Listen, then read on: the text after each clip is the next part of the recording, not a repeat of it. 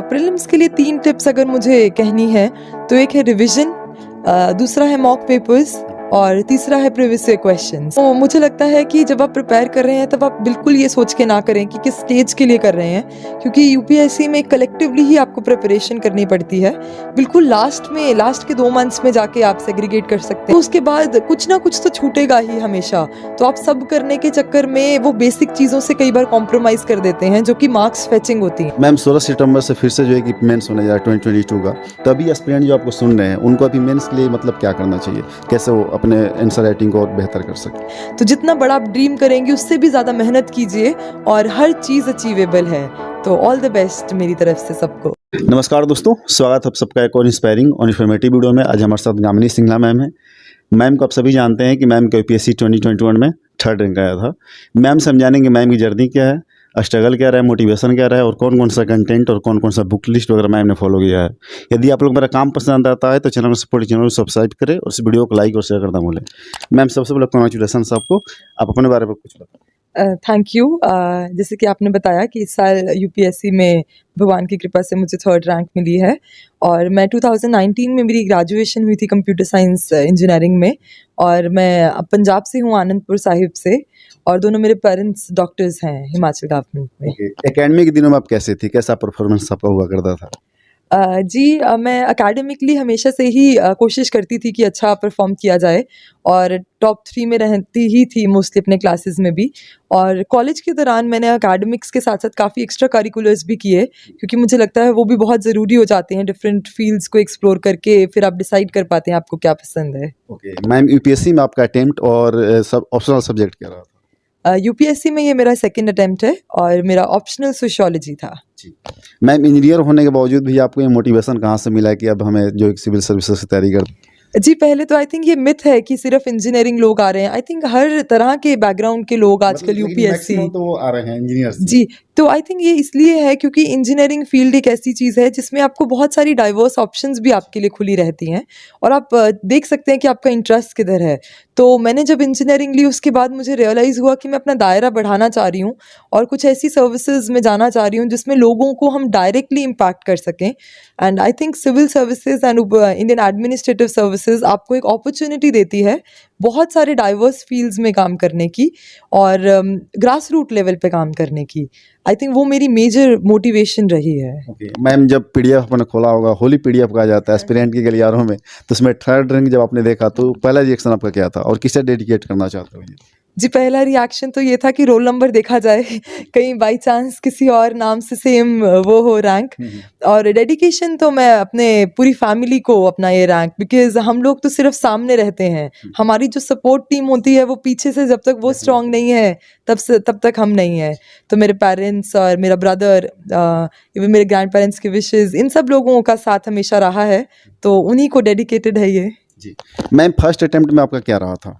First attempt में मेरा prelims नहीं हो पाया था और उसी के कारण मेरा एक अटेम्प्ट गया। ओके मैम, 2nd अटेम्प्ट में आप इतनी अच्छी रैंक लेके आई हैं, तो मैं आपसे प्रीलिम्स के लिए 3 टिप्स सबसे पूछना चाहूँगा कि 3 टिप्स आप अपने एक्सपीरियंस के बेसिस पे क्या बताना चाहोगे एस्पिरेंट को? प्रीलिम्स के लिए 3 टिप्स अगर मुझे कहनी है तो एक है रिवीजन, दूसरा है मॉक पेपर्स और तीसरा है प्रीवियस ईयर क्वेश्चंस। तो ये तीनों बहुत ही ज़्यादा ज़रूरी हैं, और न्यूज़पेपर रीडिंग। ओके थोड़ी सी बुक लिस्ट वगैरह बताइए, जैसे कि लक्ष्मीकांत हो गए, नितिन सिंघानिया हो गया, स्पेक्ट्रम हो गया, तो सारे लोग फॉलो करते हैं। इसके अलावा छोटे छोटे जो टॉपिक्स होते हैं, किसी कोचिंग का नोट से आपने फॉलो किया हो कंटेंट, तो वो कौन कौन सा रहा है?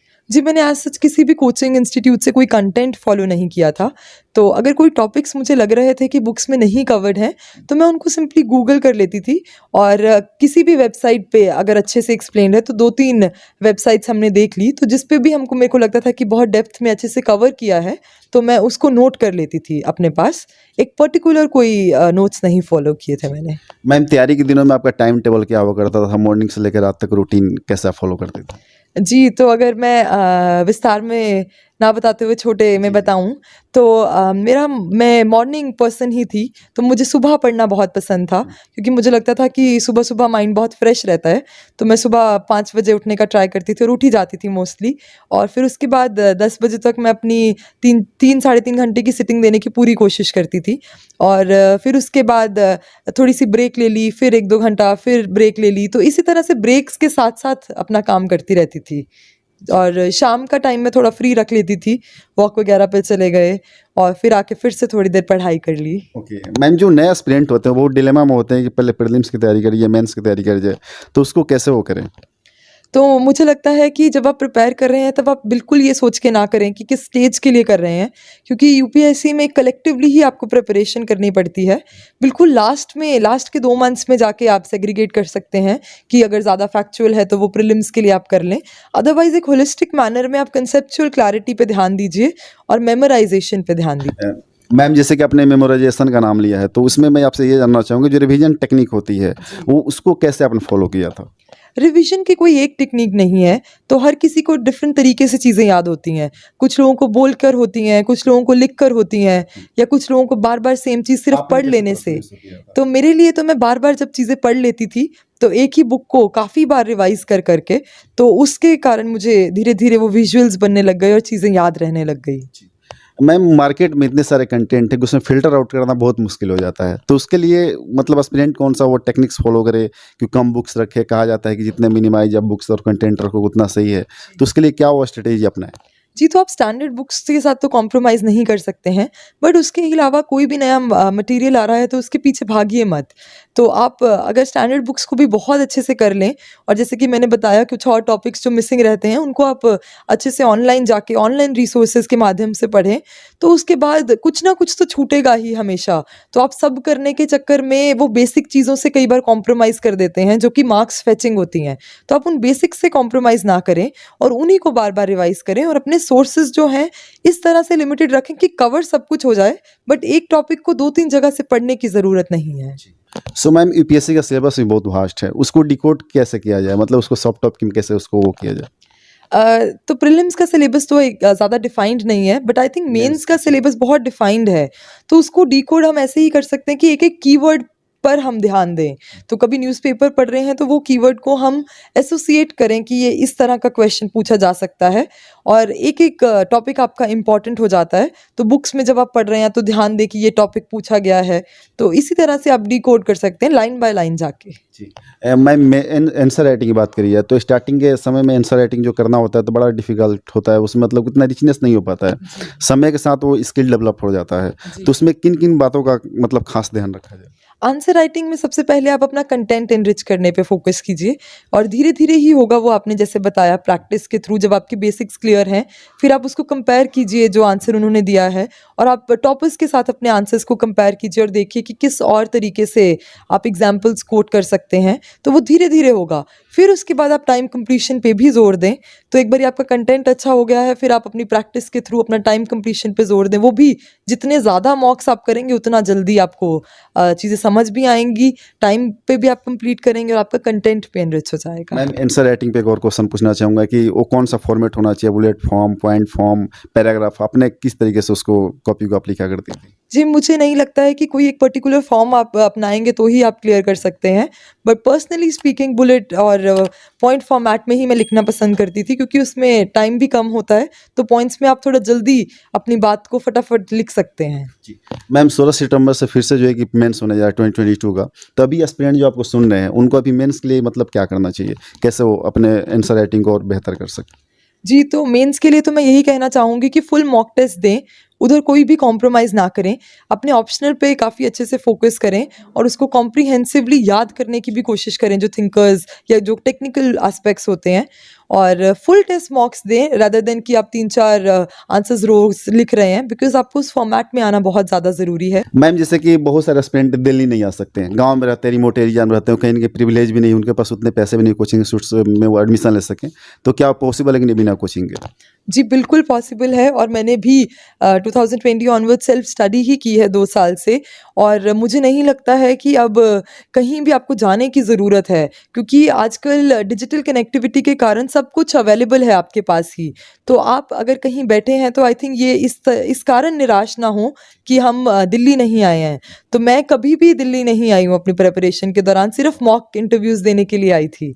तो ये एक मिथ है कि आपको आना ज़रूरी है। ओके मैम, डिमोटिवेशन आपको होता था जैसे पहले अटेम्प्ट में आपको डिमोटिवेशन हुआ होगा जब आपका प्रीलिम्स ही क्रैक नहीं हुआ, तो बहुत पर्सनल और सब्जेक्टिव क्वेश्चन है, आप सब अपने तरीके से उसको हैंडल करते हैं, तो जो एस्पिरेंट है उसको कैसे हैंडल कर सकते हैं डिमोटिवेशन को? डीमोटिवेशन का पहले तो रीज़न जानना बहुत ज़रूरी है। अगर डीमोटिवेशन का रीज़न है कि आपके लो मार्क्स हैं, तो आप डीमोटिवेशन से ध्यान हटा के अपने लो मार्क्स पे ध्यान रखिए कि उसको इम्प्रूव कैसे कर सकते हैं, गलती कहाँ रह रही है। कई बार पढ़ने का मन नहीं करता है, तो उसके लिए आप ब्रेक्स का सहारा लीजिए, और रिजुविनेट करने के लिए जो भी चीज़, म्यूज़िक मुझे पसंद था तो मैं उसका सहारा लेती थी, कई बार ब्रेक्स पे चली जाती थी। तो डीमोटिवेशन आती है, रेगुलरली भी आती है, बट धीरे-धीरे आपको अपने काम पे फ़ोकस बना के और उसको मैकेनिकली काम करते रहना है, और इतना ध्यान नहीं देना है कि क्या डिमोटिवेशन क्यों है, कैसे चल रही है। और थोड़ी लंबी जर्नी है, तो आपको मेंटली थोड़ा स्ट्रॉन्ग रहना बहुत ज़रूरी है, और मुझे लगता है कि mental preparation is half of the game, और वो अगर आप अपनी पहले से स्ट्रेंथ बिल्ड कर लें और अपने फ्रेंड्स और फैमिली का सहारा लें, जब आपको लो फेज़ आ रहा है आपका, तो उनके पास आप जाएँ। मैं भी अपनी फैमिली से बात किया करती थी, तो वो आपको मोटिवेट करते हैं, वो आप में कॉन्फिडेंस शो करते हैं। तो इस तरह से आप इसको टाइड ओवर कर सकते हैं। ओके मैम, लास्ट आपसे सवाल कि जो भी आपको एस्पिरेंट सुन रहे हैं उनके लिए 2 शब्द आप क्या कहना चाहोगे, और खास करके महिलाओं के लिए, क्योंकि आप खुद एक महिला हो, इतनी अच्छी रैंक है आपकी? तो सब एस्पिरेंट्स के लिए यही मैसेज है कि हार्ड वर्क का कोई सब्स्टिट्यूट नहीं है, लेकिन एक एटीट्यूड भी बहुत मैटर करता है कि आप एक पॉजिटिव और सही माइंडसेट से ऑनेस्ट प्रिपरेशन करें, अपने साथ ऑनेस्ट रहें। और जो यंग महिलाएं इसके लिए प्रिपेयर कर रही हैं, उनके लिए यही है कि आप ये मत सोचिए कि आप बड़ा अचीव नहीं कर सकती हैं, तो अपने ड्रीम्स को आप इसलिए मत कम तोलिए कि आपका जेंडर ये है या फिर आप कुछ नहीं कर सकती हैं। तो जितना बड़ा आप ड्रीम करेंगी, उससे भी ज़्यादा मेहनत कीजिए, और हर चीज़ अचीवेबल है। तो ऑल द बेस्ट मेरी तरफ से सबको। Thank you so much Gamini Singla ma'am कि आप आईएएस बनने जा रहे हो। अब उम्मीद है आपसे सारे सोसाइटी के और जो भी लोग हैं कि आम जनमानस के लिए, निचले तबके के जो भी लोग हैं, उनके लिए आप अच्छे नीति निर्माता के तौर पे आप साबित होंगे। आपको जो इस कामना करता हूँ। तो आपने दोस्तों मैम को सुना, मैम ने अपनी स्ट्रेटेजी और जर्नी शेयर किया। तो यदि आप लोग की वीडियो अच्छी लगी तो इस वीडियो को लाइक करें, शेयर करें, और चैनल सपोर्ट सब्सक्राइब करना भूलें। Ma'am thank you so much. Okay, thank you.